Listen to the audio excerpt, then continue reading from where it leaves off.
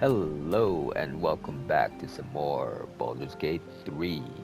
So today we are going to go into a deep dive into the 5.5e mod for BG3, specifically for the Artificer Battlesmith Sniper build. So yeah, that's a lot. That's a mouthful, but here we go. So first of all, character creation.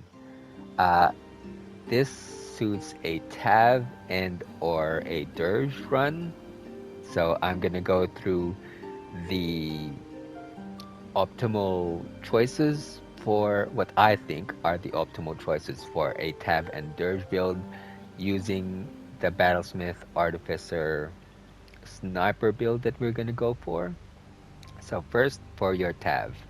For your Tav, human is the new uh, up build because the 5.5e mod has reintroduced human versatility back into the game.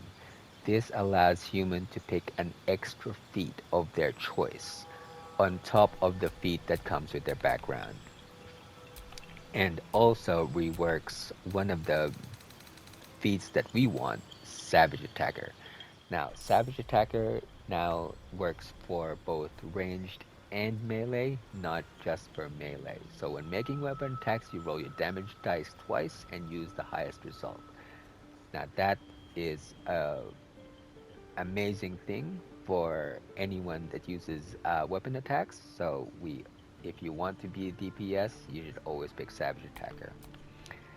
For class, we want to go with Artificer, of course. For your cantrips, you are never going to use any of your attack cantrips at all. So you will go with guidance and resistance. Your spells really don't matter at this point in time, but I would get your classic Cure Wounds, Sanctuary, uh, Expeditious Retreat, and Long Strider.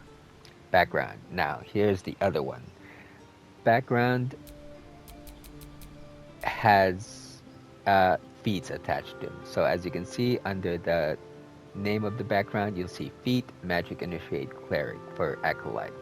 That is the feat associated with each of these. So for we want to get skilled because we're going to go, this is our tab. We want to get skills in all of the social skills to allow us to not bypass but pass that part of the game easily.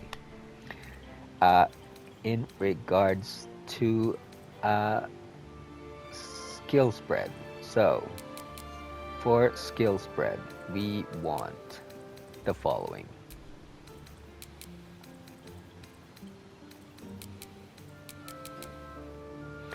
So we want 8 strength, 12 dexterity, 14 con, 17 in intelligence, 10 in wisdom, and 14 in charisma. So that is the important one. Alright, so for humans also get an additional racial skill on top of all the uh, skills that they get from their background, okay? From the background and their class. So background, we get insight and persuasion. Then we get another skill, a racial skill on top of that. I would pick intimidation, and now we get our class skills. I would get perception and sleight of hand. So yeah, now you can both be the trap finder, lock picker, and face of the party. Alright, so that is for the tab. For a Durge run, again, human is probably preferable simply because of the double sets of feats you can pick. Savage Attacker, again, is brilliant. Class, we are going with Artificer. Cantrips is the same. guidance and resistance and guidance, and we get uh, cure wounds, sanctuary, expeditious retreat, and long strider. Why not? So we get haunted one as our um, must-have background as Durge. So we can't change this, but we do get intimidation already as one of our skill proficiencies because of this background. So that is a bonus. So our ability score spread is pretty much exactly the same, except we go charisma there. And yeah, so again, 8 strength, 12 dexterity, 14 in con, 17 in intelligence, 10 in wisdom, 14 in charisma. For your racial skills, you want to go to persuasion, and that covers, these two can cover pretty much all of your social interactions. You may miss out on some deception options earlier on, but intimidation and persuasion pretty much get you through 90% of the social interactions. For skills, now we want to get sleight of hand and perception. And yeah, that's pretty much it. That again covers you for pretty much everything else in the game. We don't get insight for a dirge, simply because we get a medicine instead. But you know what? That's the price you have to pay for playing dirge. And yeah, that is it. So we after that, everything else is pretty much going to be the same moving forward. The only difference is going to be the stat spread. So for a non tab or dirge run, I believe I've picked um, I'm just using a hireling and respecking them to be an artificer battlesmith. So I think it's Varana Sun Dweller or something along those lines, Sun Blossom. And yeah, so their stats are gonna look like this instead. Um, so we are going to dump charisma. Uh,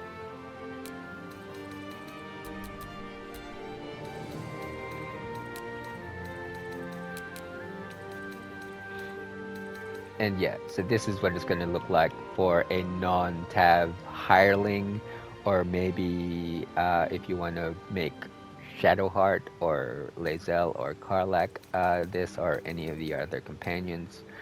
This is probably the better spread for those because they don't need to care about charisma because they're not going to be the face of the party. Your Tab and Dirge are, and all you really want to do is focus up on dex for 2 points for 2 feats, and then intelligence up to 18. Bring that up to 20 with a headband of intellect. All right. All right. As you can see here, we have Varana Sunblossom, and we are going to level her up to level 4. So how I always do my builds is I go up by the tiers. So 1 to 4, 5 to 8, 9 to 12.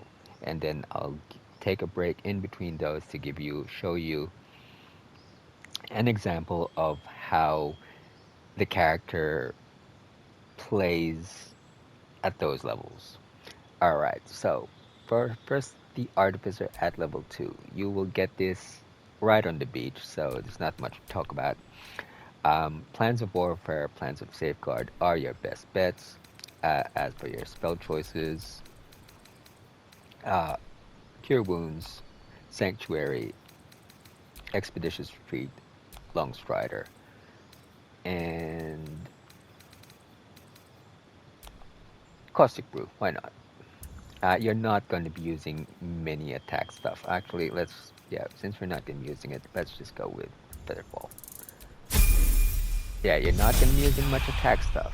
You are going to be shooting things. Very much so. So our subclass is going to be Battlesmith. So Battlesmith gets Arcane Empowerment.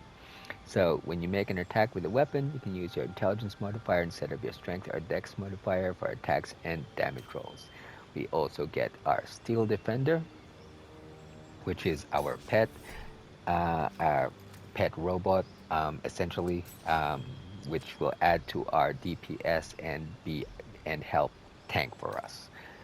We get heroism as one of our always prepared spells. It's situational, and again, shield, very good, very good spell to have as an always prepared spell. All right, so you can see heroism and shield will not appear on here because they will always be on your spell list no matter what. So you don't have to worry about it.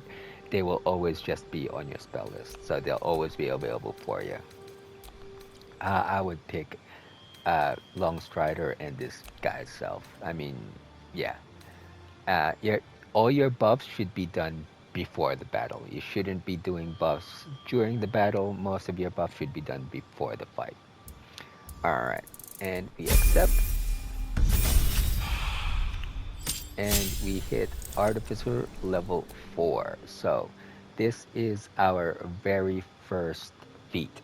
Now, if you are a Tab and Dirge, you will have to pick, because of your 12 dexterity, you will have to pick Firearm Specialist, which we will do anyway for Solidarity. So Firearm Specialist, you can add your Dex modifier to the damage rolls of your main hand attacks made with your firearm. You also ignore the loading property of firearms. So what the 5.5e mod has done is reintroduced loading property back to crossbows, because guns are just heavy crossbows, and hand crossbows reskinned to be look like guns. So what is loading property? Loading property means you need to use your bonus action to reload the weapon, and then you can shoot twice.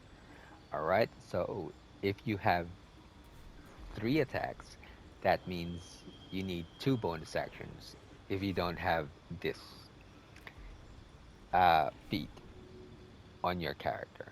And they have reworked Thief, so it no longer has 2 bonus actions. So you need this feat essentially if you have multiple attacks and you're using firearms. There is another feat that can substitute, but this is the better one for firearms.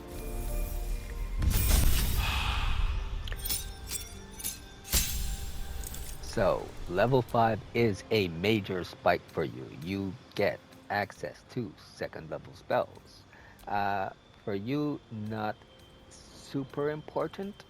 Um, Magic weapon does not stack with the plans of warfare, so you can't put a bonus from plans of warfare and then add another bonus from magic weapon.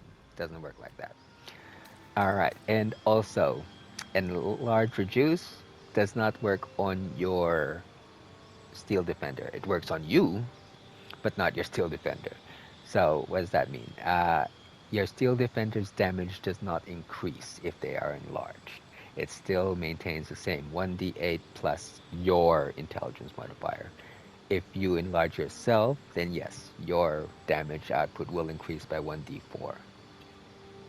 But yeah, that is it. The better option is still Expeditious Retreat, to be able to move around the battlefield, because at this moment in time you still don't have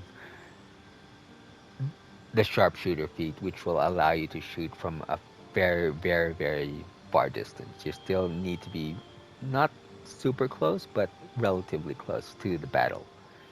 So if you are a Tav, I would suggest Dark Vision. Um, because of the builds that I suggested, it's human, you're going to need Dark Vision, essentially. Especially in the Shadow Cursed lands, and all across the sewers in Act 3. So I would get that for your Tav and Dirge human. If not, if you don't have any humans or halflings or anyone else that is lacking in dark vision, enhanced ability is always a great pick. Okay, level 6.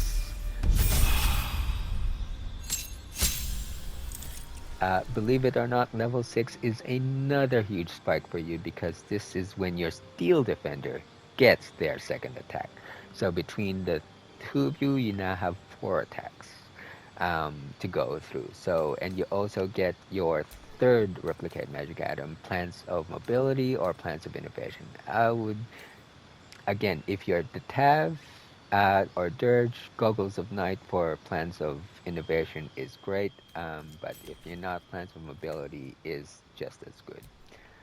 As I said previously, Plans of Warfare and Plans of Defense are really the major two that you want.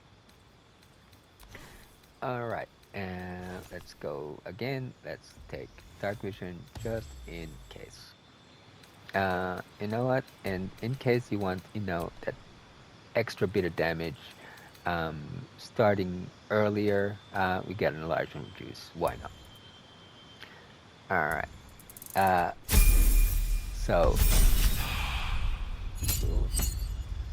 level 7, you get Flash of Genius, and this is the only level I found to be a quote unquote dead level when playing Artificer. You don't really feel this. I mean, it's there, but it's situational, so you don't feel it impacting your gameplay as much. So while you do get something at level 7, you don't feel it while you're playing the game.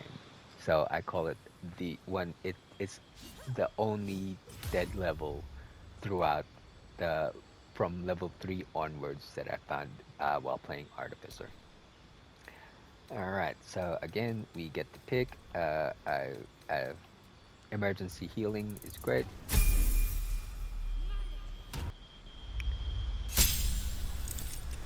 And finally, the final level in the second tier of play, level 8. This is when you get our second feat, which is a major one for us because we will now be getting Sharpshooter.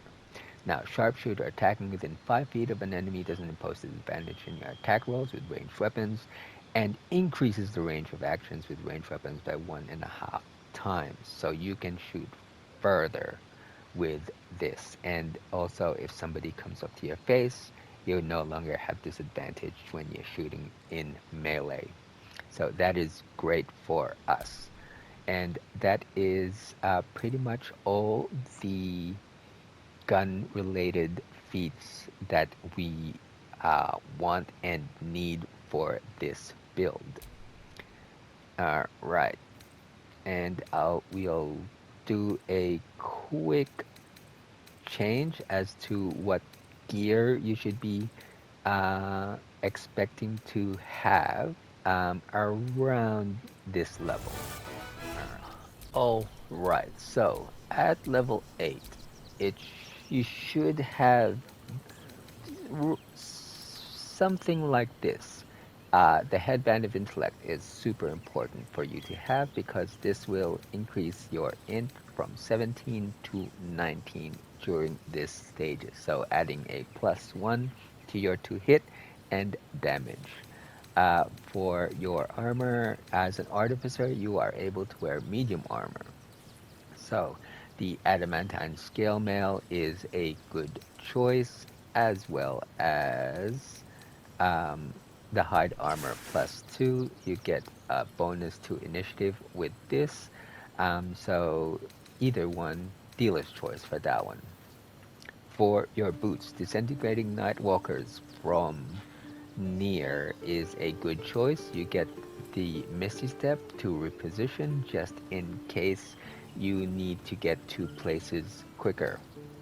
For the cloak, Cloak of Invisibility. This is a legendary item which I believe has been added by this mod. It can be found amongst the bodies of the dead deep gnomes that are being thrown into the water by the couple of Duergar just outside the room where the Sharons had their midnight feast or whatever it's called. So if you do a hold down the search function for console players, that is holding down the X button when you're on screen like this. So getting searching area, you will see it.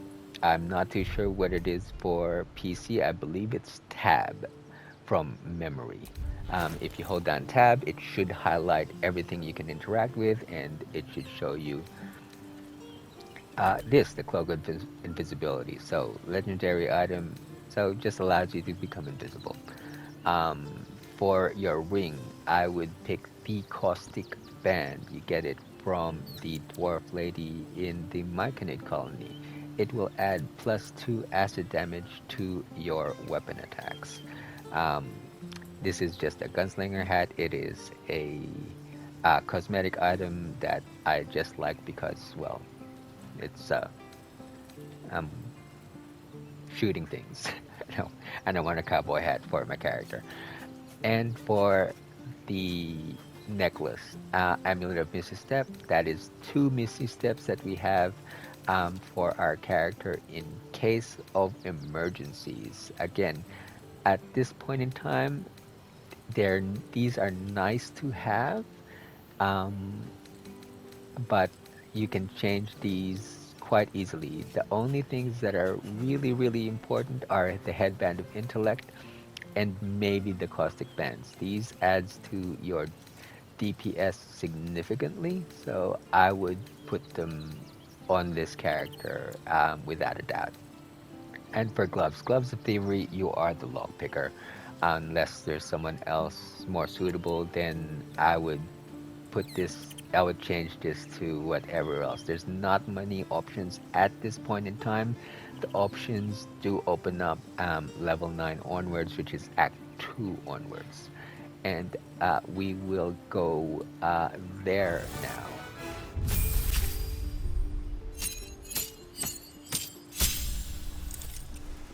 All right, level 9, another big level for us because we get third level spells, and all importantly, we get elemental weapon. This will be our bread and butter for the rest of the game.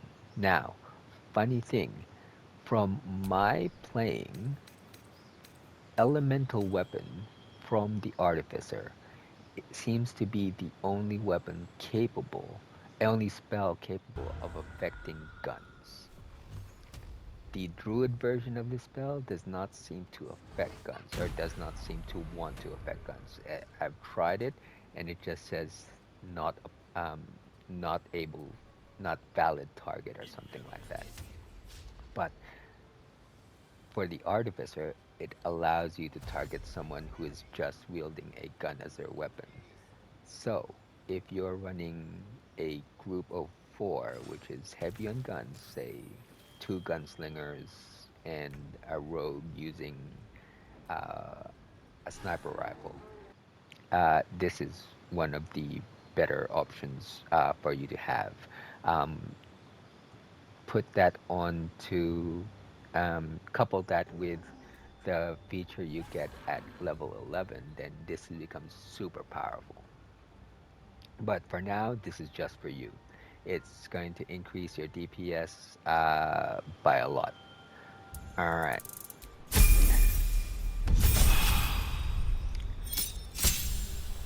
Level 10, we gain our fourth replicate magical item, Plans of Innovation.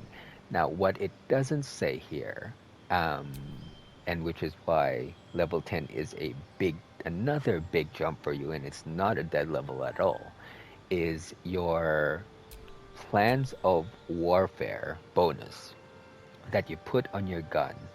Instead of a +1, it is now a +2. So, any weapon that you give your Plans of Warfare onto bonus is now going to have a +2, an additional to the plus bonus that it has already. So what that means, if you have a +3 weapon, you put your plans of warfare in there, it becomes +5. Yes, yes, I know. That is amazing and super powerful, and that is why we love artificers. So, and as previously stated, it is the druid version will work on melee weapons and traditional weapons. The artificer version will work on guns and also traditional weapons. I don't know how they did that, how they made that split, but that's how it seems to work when they've play tested it. Right. And level 11 is another huge level for us. We get spell storing items. So I believe we get 5 of these. Yeah, you can use this ability number times equal to your gentleness modifier, minimum of once. So we get, because we have an intelligence of 20 at level 12. For now, we can use it 4 times, but at level 12, we'll be able to use it 5. Um, any So we can basically hand out uh, elemental weapon to, say, the dual wielding fighter and the shotgun wielding gunslinger, and they can actually concentrate on those spells themselves while you have your own concentration of this. So if you do that, you have basically increased the DPS across the entire 4-man group by 3d4. Uh, Wait, actually more than that, because say the fighter has 3 attacks, that's 3d4, and an off, yeah, 3d4, and the gunslinger has 2 attacks, that's 5d4. You have 2 attacks, that's 7d4. You have just increased uh, the DPS by. So 74, 28, average of 14 uh, per round. Not bad for a support class. Um, yeah, so this is a major thing for you. The other thing is your improved defender. Your arcane jolt is now 3d6. That is for both attack and heals. So again, huge, huge jump. And finally, we hit level 12. So level 12, we will be going for Warcaster, because we will be concentrating on elemental weapon pretty much from level 9 onwards. We really, really, really want this. So we have now advantage on concentration checks, should we need it, and we can also cast a spell if someone leaves, causes a reaction from us. Now we can also, that really doesn't matter. Now, as for gear, let me show you exactly what your loadout should be at this level. This isn't the final loadout, by the way. This is still early in Act 3. I haven't completed the House of Hope yet, which will change this loadout again, because the Helldust gloves should be the ones instead of the flawed Helldust gloves, but we'll show you what it should look like. All right, so a few things have changed, but a few things have remained the same. Headband of Intellect stays. The Cloak of Invisibility stays. The armor has now changed to the Armor of Agility, available at Damon's store in Baldur's Gate, in the city. Disintegrating Nightwalkers have still, this remains the same. The gloves are now the flawed Helldust gloves, available from Damon. Once you hand him the spare Infernal Metal, in very, very early on in Act 2. We also now have this strange conduit ring. This becomes available in the end of Act 1. Um, you, I'm not too sure whether or not I should have included in the other one because this is usually when you, after you finish the fight and this becomes available, is when you hit level 8. Like after you clean up the entire Githyanki Crash, that's when you usually get to level 8. So you're usually level 7 when you um, are see this ring, but don't actually see it in use until about level 8. So yeah. And the Amulet of Missteps remains the same. Now, the other legendary item we have is Wave. This is found in the Shadow Cursed Kuatoas, um, in the area just below the Mausoleum of the Thorns. So the entrance to the Gauntlet of Shar, if you if you're facing the entrance, it's on the right hand side and you go down the cliffs, you'll see a bunch of cursed Koatoa there.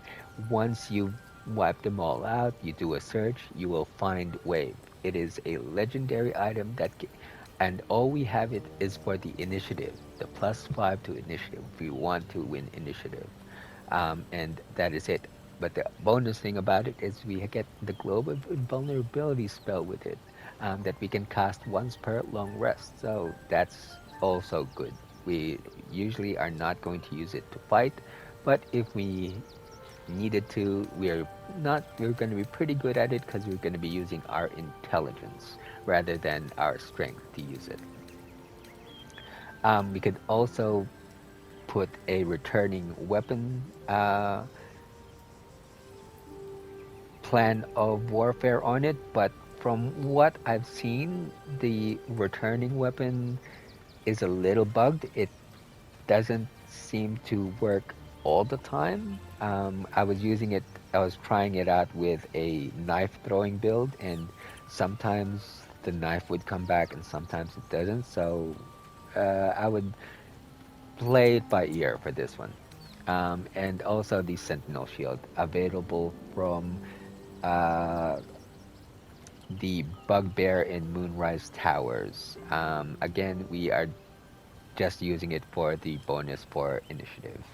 Um, we are maintaining the Bind Shot gun because of its damage type of bludgeoning rather than piercing.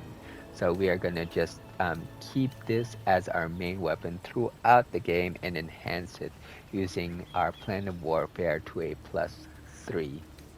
Now, I will also note, at level 9, you will get access to purple firearms. The one I want to talk about is the Predator's Hunger Pistol.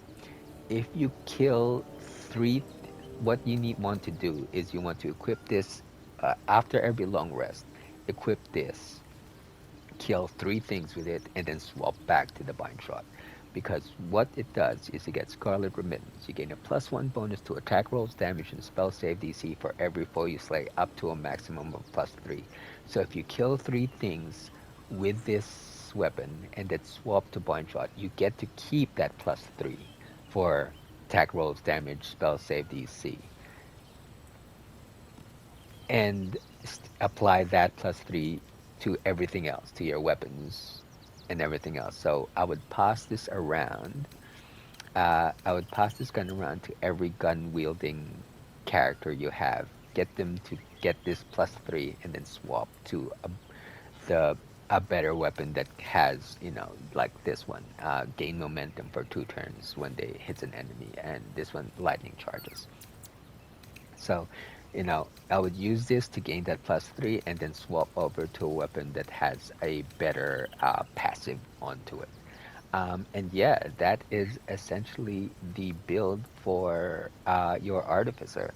How you would play, you would basically uh, want this. Uh, Once you get your +3, you want to shoot first. with because you get a chance to ensnare with this gun. Once you ensnare someone, then everyone can pile on that person because everyone will have advantage on that enemy. And yeah, just rinse and repeat. Will have enough range to get through it. You will do enough damage once you're concentrating on elemental weapon. Let's see, I'll show you what it looks like. Let's go for like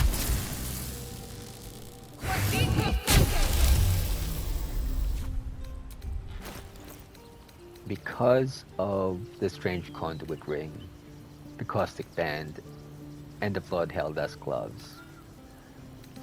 Uh, this is how much damage you'll be doing. And keep in mind, and the plan of warfare. Keep in mind, this does not still include um, the Scarlet Remittance bonus that you want to get at the beginning of every day. And it's pretty easy to just, find an easy fight, shoot a couple of things with this pistol, and then swap over. So yeah, so you're doing a fair amount of damage already without that bonus, and your two hit and everything else is pretty good. Um, and so you keep up with uh, those classes that are basically pure DPS, even because of your ability to enhance your equipment and your steel defender and everything else that is about um, your class. Like I said before, you should be using your buffs pre-battle, not during the battle. So you would use, where is it? Say spell storing item. You would give this to, you would use this spell storing item, elemental weapon, give this to your gun wielding uh, fighter or gunslinger, and then they will concentrate on it. And you can do this 5 times while you use your spell slots to concentrate it on yourself. So yeah, you use your normal spell slots to concentrate on yourself. As you can see down there, it will use your spell slot. And so yeah, so this is what you want to do for everything else. As for your uh,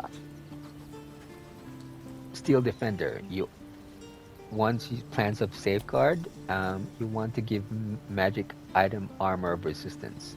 So this essentially will give him resistance to bludgeoning, piercing, and slashing damage to your uh, Steel Defender. And yeah, that's pretty good for someone that you're using to just, soak up all the damage. Again, that is a pre-buff. You can also give him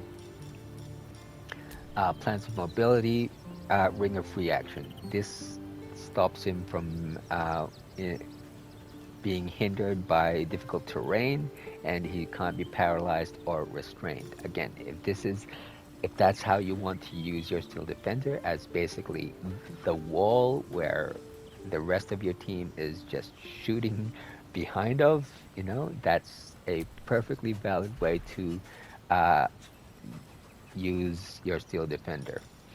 So yeah, but yeah, your buffs are pre-battle buffs. You set them up before the fight, way before the fight, and then you just have everyone else and you and everyone else just shoot during the battles.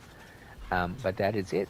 That is all that we have for today. The next one up, I believe I'm going to try to do the actual one shot, one kill No one back home will ever believe this. build, which is a, a rogue sniper.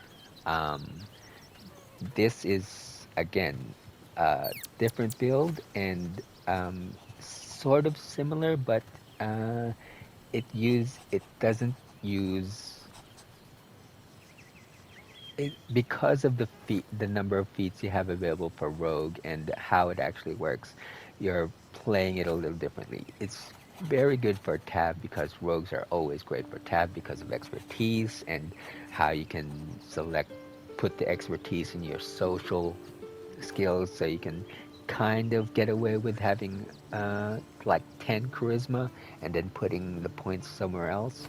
But yeah, this is the build that will be coming up next. But yeah, as always, thanks for watching, and I'll catch you all next time. Cheers.